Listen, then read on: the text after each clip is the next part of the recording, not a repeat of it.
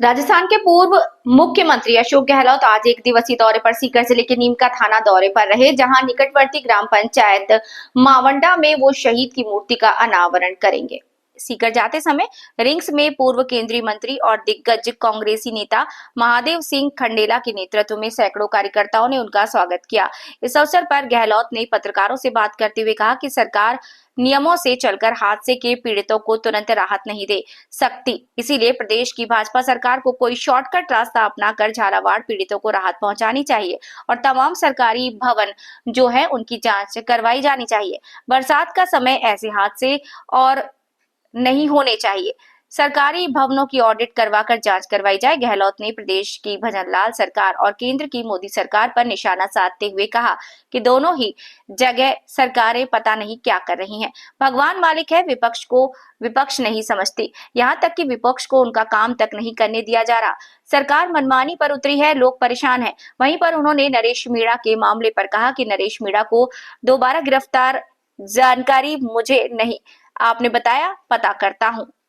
मीणा की गिरफ्तारी फिर हो गई, क्या कहना चाहिए? नहीं, मुझे नहीं मालूम, आप बता रहे हो मुझे तो।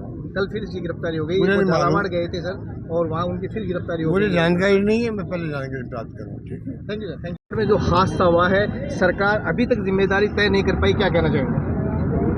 देखिए, उसमें तो तमाम प्रतिक्रियाएं हम लोग दे भी चुके हैं, क्योंकि वो दिल को जलाने वाला हादसा था। बच्चे चले गए दुनिया से, पूरे देश में नहीं बल्कि मैं दिल्ली में था, पूरे देश में उसकी चर्चा थी उस घटना की।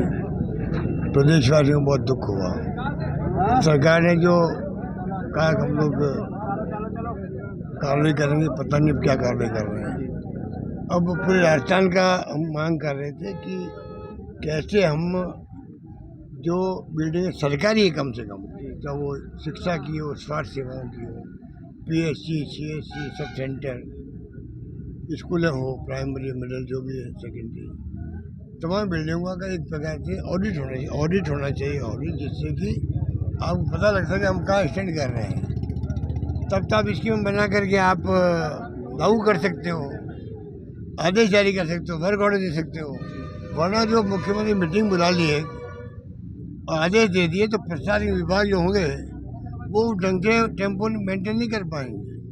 सर, टेंडर प्रक्रिया होती है, लंबा चौड़ा केस होता है। इनको कोई शॉर्टकट करना चाहिए कि बरसात की सीजन भी है। शिक्षा मंत्री का बयान आता है सर कि कोई घर का काम नहीं है, प्रोसीजर हुआ टाइम लगेगा, ऐसे में वो मालाएं पहन रहे, स्वागत करवा रहे हैं, उस पर क्या कहना? उनके बारे में कमेंट कभी करता ही नहीं हूँ। वो अलग खोपड़ी है प्रदेश की, अलग खोपड़ी के व्यक्तित्व है। शिक्षा मंत्री का सम्मान करना चाहिए सबको, तो जो वो क्या बोलते हैं आज नहीं, मैं हमेशा देखता हूँ उनका बोलने का, उनका सोचने का, उनके काम करने का तरीका बिल्कुल अलग है। तो ये तो वो जाने, मुख्यमंत्री जाने। हमारा तो मानना ये कि ऐसी घटना दोबारा रिपीट नहीं हो, बस ये हमारा मानना है। तो बाकी सरकार जो जब से आई है, तहसील हमारी अनाउंसमेंट की हुई थी, सब सेंटर थे, एसडीओ ऑफिस थे, जिला ख़त्म कर दिए। ये तमाम जो फैसले कर रहे हैं ना, ये उनका उल्टा पड़ रहे हैं। अगला प्रस्ताव सर तहसील और उपखंड खत्म करने पे, राजस्थान के 100 उपखंड खत्म कर रहे हैं, तहसील खत्म। वो तो मैं कह रहा हूँ आपको, ये सब इनका उल्टा पड़ेंगे।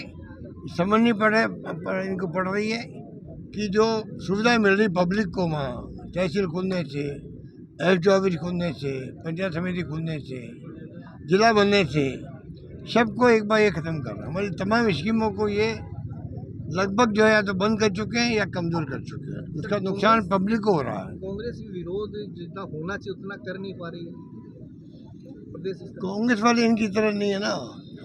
हम तो सबसे पुरानी पार्टी देश की है, उसमें धैर्य भी है, अनुशासन भी है, सम्मान करना जानते हैं विपक्ष का भी। इनकी तरह नहीं है कि दुश्मनी मोल ले लो। ये विपक्ष को दुश्मन मानते हैं, हम विपक्ष को विपक्ष मानते हैं, क्योंकि बिना विपक्ष के तो पक्ष क्या है। पर ये लोग क्या करते हैं कि आज पूरे देश के अंदर माहौल बना दिया है, मोदी जी ने बना दिया, सबने बना दिया, विपक्ष दुश्मन हो। ये व्यवहार वहाँ भी हो रहा है और राजस्थान में